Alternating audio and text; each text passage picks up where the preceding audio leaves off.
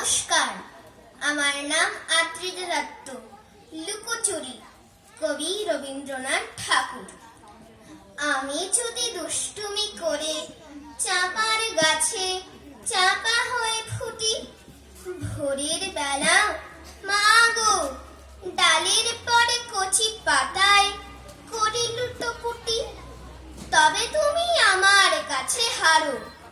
তখন কি মা চিনতে আমায় পারো? তুমি ডাকো, খোকা কোথায় ওরে? আমি শুধু হাসি চুপটি করে।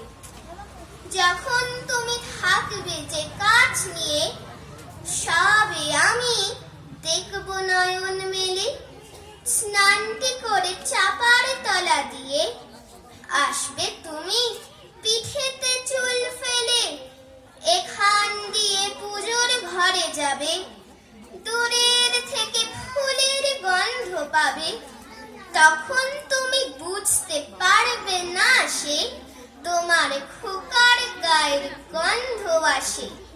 দুপুর বেলা মহাভারত হাতে বসবে তুমি সবার খাওয়া হলে। গাছের ছায়া ঘরের জানালাতে পড়বে এসে তোমার পিঠে কোলে।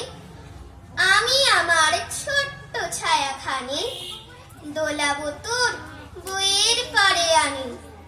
তখন তুমি বুঝতে পারবে না সে তোমার চোখে খোকার ছায়া ভাসে।